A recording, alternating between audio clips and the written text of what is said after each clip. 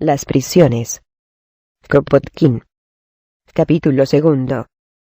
Hay, en primer lugar, un hecho constante, un hecho que es ya, en sí mismo, la condenación de todo nuestro sistema judicial. Ninguno de los presos reconoce que la pena que se le ha impuesto es la justa. Hablad a un detenido por hurto, y preguntadle algo acerca de su condena. Os dirá: caballero, los pequeños rateros aquí están, los grandes viven libres, gozando el aprecio del público.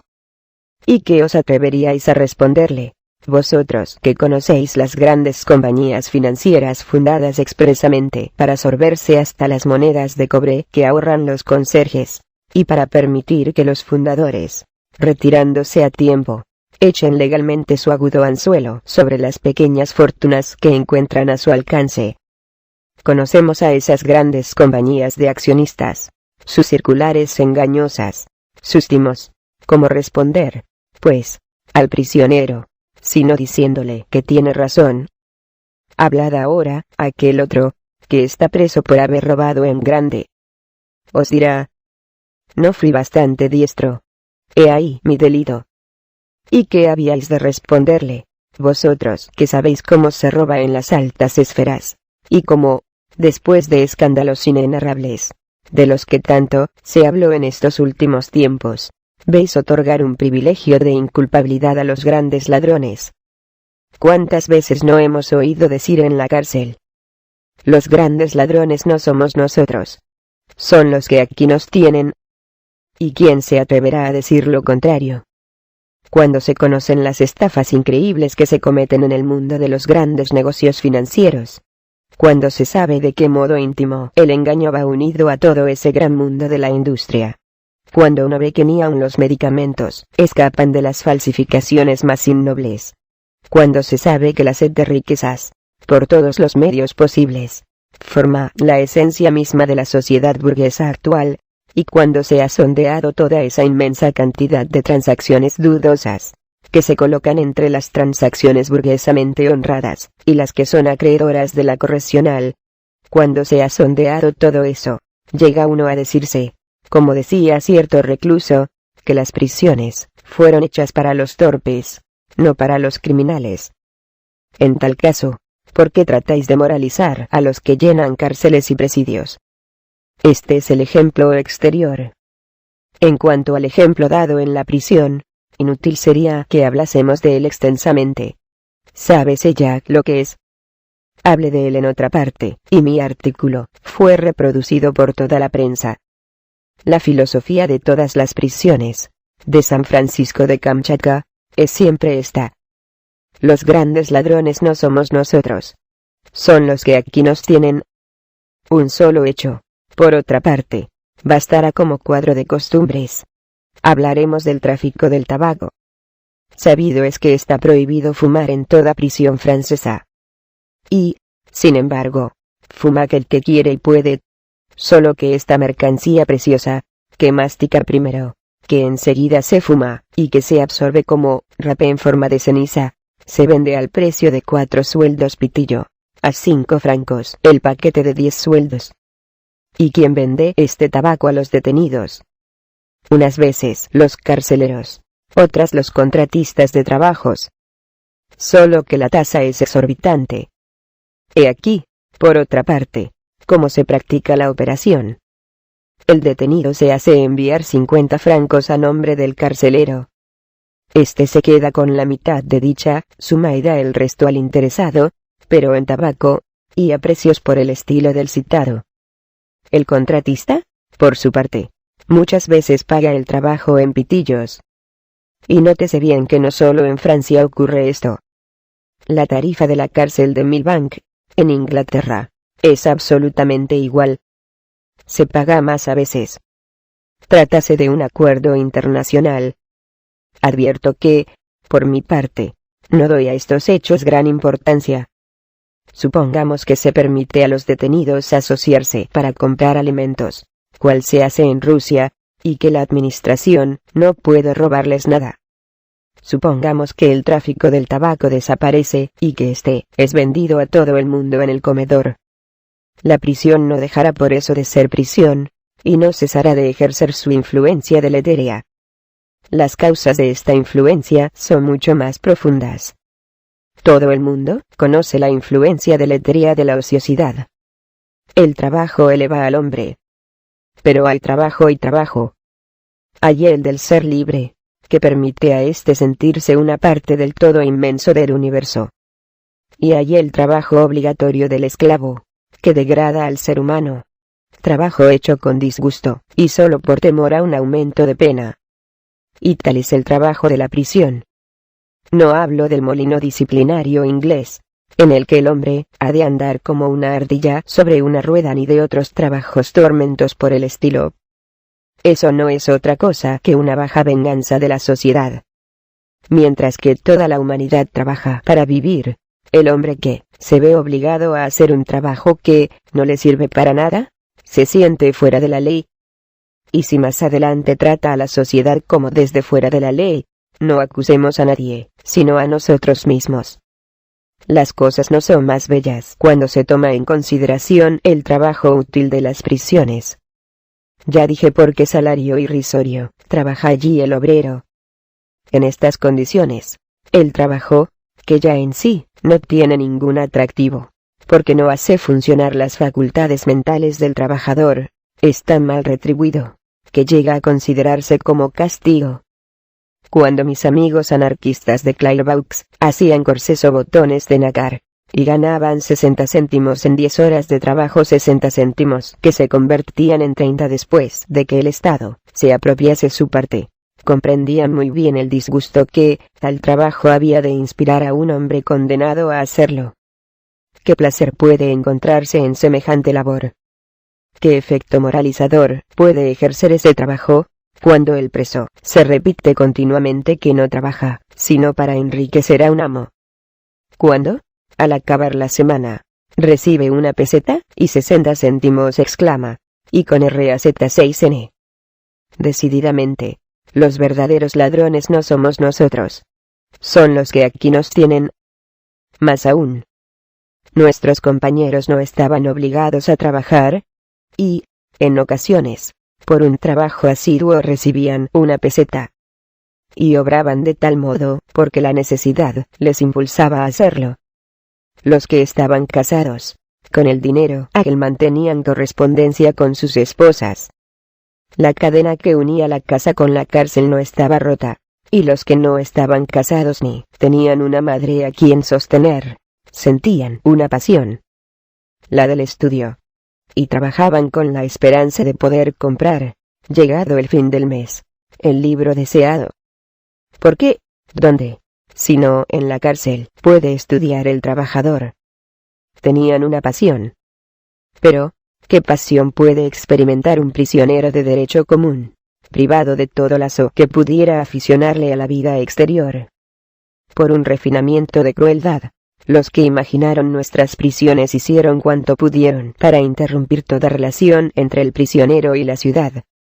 En Inglaterra, la mujer y los hijos no pueden verle más que una vez cada 3 meses, y las cartas que han de escribir inspiran risa.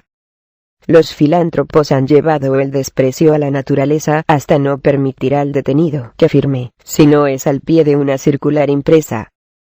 En las prisiones francesas, las visitas de los parientes no son tan severamente limitadas, y en las prisiones centrales el director hasta se halla autorizado para permitir, en casos excepcionales, la visita con solo una verja por medio. Pero, las cárceles centrales están lejos de las grandes poblaciones, y son las grandes ciudades las que procuran mayor número de detenidos. Pocas mujeres disponen de medios para hacer un viaje a Clairvaux, a fin de tener algunas cortas entrevistas con sus esposos. Así es que la mejor influencia a que el preso podía ser sometido, la única que podría traerle de fuera un rayo de luz, un elemento más dulce de vida, las relaciones con sus parientes, le es sistemáticamente arrebatada. Las prisiones antiguas eran menos limpias, menos ordenadas que las de hoy, pero eran más humanas. En la vida de un prisionero, vida gris que transcurre, sin pasiones y sin emoción, los mejores elementos se atrofian rápidamente. Los artesanos que amaban su oficio, pierden la afición al trabajo. La energía física es rápidamente muerta en la prisión. La energía corporal desaparece poco a poco, y no puedo encontrar mejor comparación para el estado del prisionero que la de la invernada en las regiones polares. Léanse los relatos de las expediciones árticas, las antiguas, las del buen viejo Pauí, o las de Ross. Hojeándolas, sentiréis una nota de depresión física y mental, cerniéndose sobre todo aquel relato, haciéndose más lúgubre cada vez, hasta que el sol reaparece en el horizonte. Ese es el estado del prisionero. Su cerebro no tiene ya energía para una atención sostenida. El pensamiento es menos rápido. En todo caso, menos persistente. Pierde su profundidad. Un informe americano hacía constar, no hace mucho, que mientras que el estudio de las lenguas prospera en las prisiones, los detenidos son incapaces de aprender matemáticas. Y es la pura verdad. Eso es lo que ocurre. A mi entender, puede atribuirse esta disminución de energía nerviosa a la carencia de impresiones. En la vida ordinaria, 1000 sonidos y colores hieren diariamente nuestros sentidos. 1000 menudencias llegan a nuestro conocimiento y estimulan la actividad de nuestro cerebro. Nada de esto existe para el prisionero. Sus impresiones son poco numerosas y siempre iguales.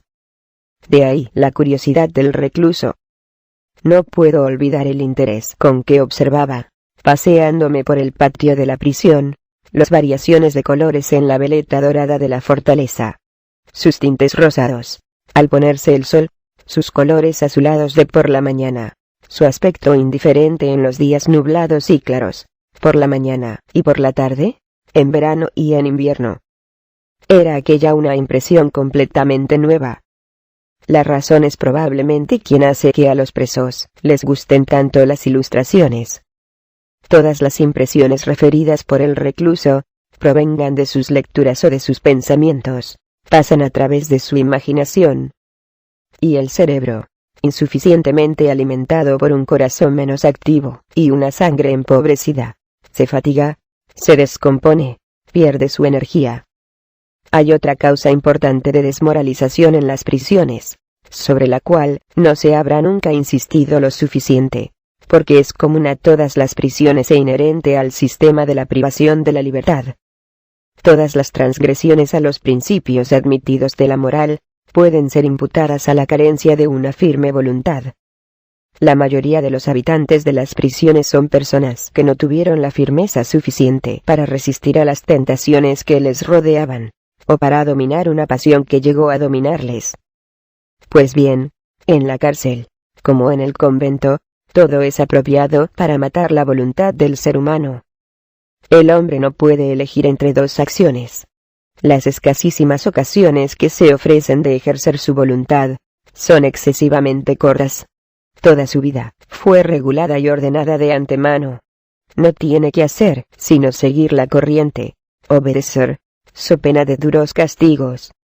En tales condiciones, toda la voluntad que pudiera tener antes de entrar en la cárcel, desaparece.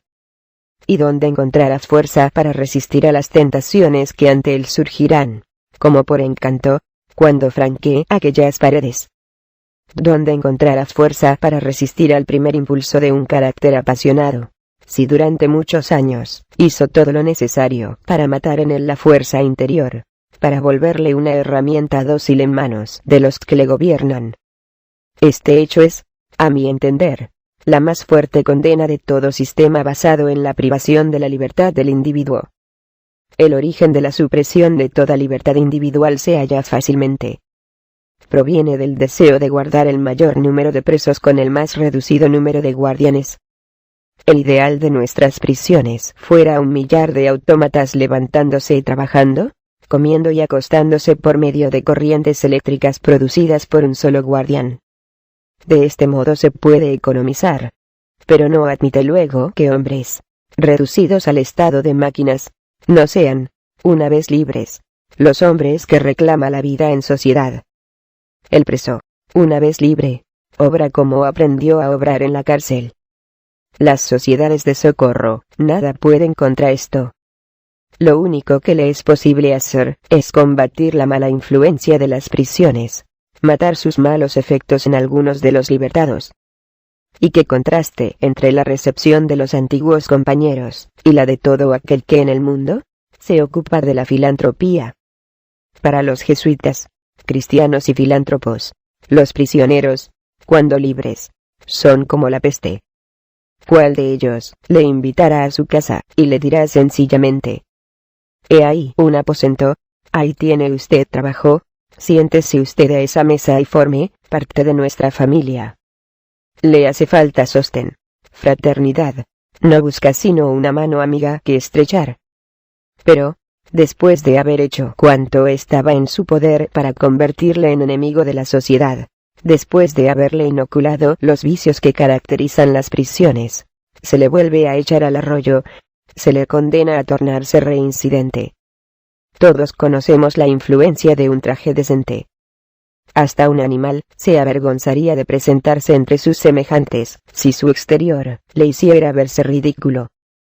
Y los hombres comienzan por dar un exterior de loco al que pretenden moralizar. Recuerdo haber visto en Lyon el efecto producido en los presos por los trajes que se les imponen. Los recién llegados atravesaban el patio en que me paseaba para entrar en el aposento en que se cambia de ropa. Casi todos ellos eran obreros, e iban vestidos pobremente. Pero sus trajes estaban limpios. Y cuando salieron, con el innoble uniforme de la prisión, remendado con trapos multicolores, un pantalón 10 pulgadas más corto de lo debido, y con un mal gorro, se les veía avergonzados de presentarse ante los demás, vestidos de aquella suerte. Tal es la primera impresión del prisionero, que, mientras viva, se verá sometido a un tratamiento que probará el mayor desprecio de los sentimientos humanos. En Dartmoor, por ejemplo, los detenidos son considerados faltos del menor sentimiento de pudor. Se les obliga a formar en fila, completamente desnudos, ante las autoridades de la prisión, y a ejecutar en aquella forma una serie de movimientos gimnásticos. Volveos. Alzad los 2 brazos. La pierna derecha. Y así sucesivamente. Un detenido no es un hombre capaz de tener un sentimiento de respeto humano. Es una cosa, un simple número. Se le considerará un objeto numerado. Si cede al más humano de todos los deseos, el de comunicar una impresión o un pensamiento a un compañero, cometerá una infracción de la disciplina. Y, por decir que sea, concluirá por cometer esta infracción. Antes de entrar en la cárcel, habrá podido causarle repugnancia la mentira, engañar a uno. Mas en la cárcel aprenderá a mentir y a engañar, hasta llegará el día en que la mentira y el engaño sean para él una segunda naturaleza. Y desgraciado del que no se somete, si la operación del registro le humilla, si la misma le repugna, si deja ver el desprecio que le inspira el guardián que trafica con tabaco, si parte su pan con el vecino, si tiene aún la suficiente dignidad para irritarse al recibir un insulto, si es lo suficientemente honrado para rebelarse contra las pequeñas intrigas. La prisión será un infierno para él. Será sobrecargado de trabajo, si es que no se le envía a que se pudra en una celda. La más pequeña infracción en la disciplina, tolerada en el hipócrita, le hará objeto de los más duros castigos. Será insubordinado. Y un castigo traerá otro. Se le conducirá a la locura por medio de la persecución, y por feliz puede tenerse, si sale de la prisión de otro modo que en el ataúd. Vimos en Clairvaux cuál es la suerte del insumiso. Un aldeano, reputado como tal, se pudría en el calabozo de castigo. Cansado de tal vida, pegó a un vigilante. Se le recomendó permaneciera en Clairvaux. Entonces se suicidó. Y careciendo de un arma para hacerlo, se mató comiéndose sus propios excrementos. Fácil es escribir en los periódicos que los vigilantes debieran ser severamente vigilados, que los directores debieran elegirse entre las personas más dignas del aprecio. Nada tan fácil como hacer utopías administrativas. Pero el hombre seguirá siendo hombre, lo mismo el guardián que el detenido. y cuando los hombres están sentenciados a pasar toda la vida en situaciones falsas, sufrirán sus consecuencias. El guardián se torna meticuloso. En ninguna parte, salvo en los monasterios rusos, reina un espíritu de tan baja intriga y de farsa, tan desarrollado como entre los guardianes de las prisiones. Obligados a moverse en un medio vulgar, los funcionarios sufren su influencia. Pequeñas intrigas, una palabra pronunciada por fulano, forman el fondo de sus conversaciones. Los hombres son hombres, y no es posible dar a un individuo una partícula de autoridad sin corresponderle. Abusará de ella, y le concederá tanto menos escrúpulo, y hará sentir tanto más su autoridad, cuanto más limitada sea su esfera de acción. Obligados a vivir en mitad de un campamento enemigo, los guardianes no pueden ser modelos de atención y de humanidad. A la Liga de los Detenidos, oponen la Liga de los Carceleros. La institución les hace ser lo que son: perseguidores ruines y mezquinos. Poned a un pestalozzi en su lugar, si es que un pestalozzi es capaz de aceptar cargo tal, y no tardará mucho en ser uno de tantos guardianes. Rápidamente, el odio a la sociedad invade el corazón del detenido, quien se acostumbra a aborrecer cordialmente a los que le oprimen. Divide el mundo en dos partes: aquella a que pertenecen él y sus compañeros, y la en que figura el mundo exterior, representado por el director, los guardianes y demás empleados. Entre los detenidos formase una liga contra los que no visten el traje de prisionero. Aquellos son sus enemigos, y bien hecho está cuanto se puede hacer, y se hace para engañarles. Una vez libre, el detenido pone en práctica su moral. Antes de estar preso, hubiera podido cometer malas acciones sin reflexionar. Entonces tiene ya una filosofía propia, la cual puede resumirse en estas palabras de Zola: qué pícaros son los hombres honrados. ¿Sabes en qué horribles proporciones crecen los atentados al pudor en todo el mundo civilizado? Muchas son las causas que contribuyen a este crecimiento, pero la influencia pestilente de las prisiones ocupa el primer lugar. La perturbación provocada en la sociedad por el régimen de la detención es en este sentido más profunda que en ningún otro. Inútil resulta extenderse en el asunto. En lo que a prisiones de niños respecta a la del John, por ejemplo, puede decirse que día y noche la vida de aquellos desgraciados está impregnada de una atmósfera de depravación. Lo propio ocurre con las prisiones de adultos. Los hechos que observamos durante nuestro cautiverio exceden a cuanto pudiera idear la imaginación más depravada. Es necesario haber estado mucho tiempo preso y haber escuchado las confidencias de los otros reclusos para saber a qué estado de espíritu puede llegar un detenido. Todos los directores de prisión saben que las cárceles centrales son las cunas de las más sorprendentes infracciones de las leyes de la naturaleza. Y se incurre en un grave error al creer que una reclusión completa del individuo en el régimen celular puede mejorar tal situación. Es una perversión del espíritu la causa de estos hechos. Y la celda es el medio mejor para dar aquella tendencia a la imaginación. Fin del capítulo 2.